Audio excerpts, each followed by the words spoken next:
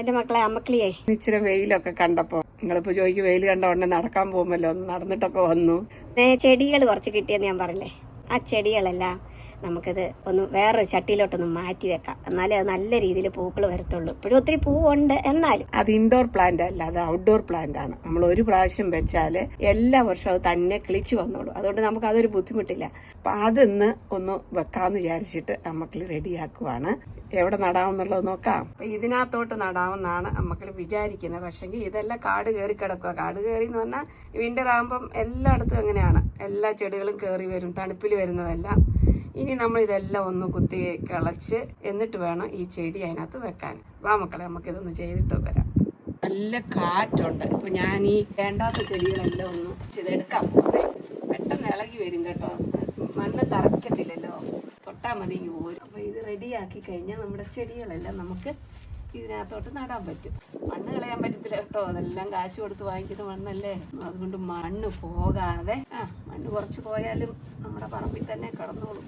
ഇളക്കി വിട്ടാലല്ലേ അകത്തോട്ട് വേര് പോകത്തുള്ളൂ. ഇല്ലെങ്കിൽ അത് വേരകത്ത് പോകാതെ നിന്നാലേ ചെടി നല്ല രീതിയിൽ വരത്തില്ല. അപ്പൊ തൽക്കാലം ഞാൻ ഇതിനകത്തോട്ടങ്ങ് നടുവാണ്.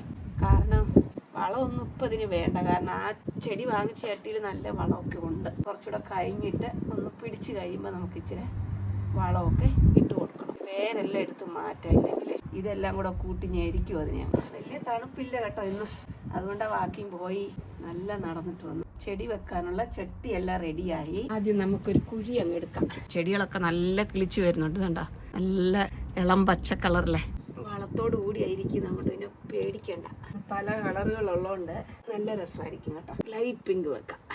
വെള്ളമൊക്കെ ഒഴിച്ച് റെഡിയാ വെച്ചിരുന്നോണ്ടേ അടുത്തൂടെ നമുക്ക് ചെറിയ കുഴി ഒഴിച്ചിട്ട് അകത്തിരുന്നാണേലേ നല്ല തളിർത്ത് വന്നിട്ടുണ്ട് കേട്ടോ. ഇനിയിപ്പോൾ അങ്ങോട്ട് വെള്ളമൊക്കെ ഒഴിച്ചു വിട്ടാൽ നല്ല സൂപ്പറായിട്ട് വന്നോളൂ. ഇത് പിന്നെ ഓരോ വർഷവും നമ്മൾ വെക്കണമെന്നില്ല കേട്ടോ, ഒരു വർഷം വെച്ചാൽ മതി. എല്ലാ വർഷവും വിന്റർ കഴിയുമ്പോൾ തന്നെ കിളിച്ചു വന്നോളൂ. അതുകൊണ്ട് നമുക്ക് വലിയ പ്രശ്നം വരുന്നില്ല കേട്ടോ. നല്ല പാത്രം കേട്ടോ, ചെറുതാന്നേലും എല്ലാ കളറിലും ഉള്ള പാത്രമുണ്ട് കേട്ടോ. കാറ്റ് നമ്മളെ കൂടെ കൊണ്ടുപോകും, ഇത്രയും വലിയ കാറ്റാണ്. അങ്ങനെ ചെടികളെല്ലാം ഇതിനകത്ത് വെച്ചു. ഇനി ഇത് ഇത്തിരി വെള്ളമായി ഒഴിച്ചു. ഇപ്പോൾ വെള്ളം വേണ്ടാന്ന് തോന്നുന്നു, നല്ല നനവുണ്ട്. എന്നാലും വെള്ളം ഒഴിക്കുമ്പോൾ എല്ലാം ലെവലായിക്കോളും. വെള്ളം അങ്ങോട്ട് ഒഴിക്കാം നമുക്ക്. ഇതിലാകുമ്പോൾ പിന്നെ കുറേശ്ശെ വീണോളൂ. കിഴുത്ത ഉണ്ടല്ലോ അടിയിൽ, അതുകൊണ്ട് അങ്ങനെ ഇരിക്കട്ടെ. അങ്ങനെ എൻ്റെ മക്കളെ ചെടികളെല്ലാം നട്ട് കഴിഞ്ഞു, വെള്ളവും ഒഴിച്ചു. ഇനി ഒരാഴ്ച കഴിഞ്ഞ് നമുക്ക് നോക്കാം.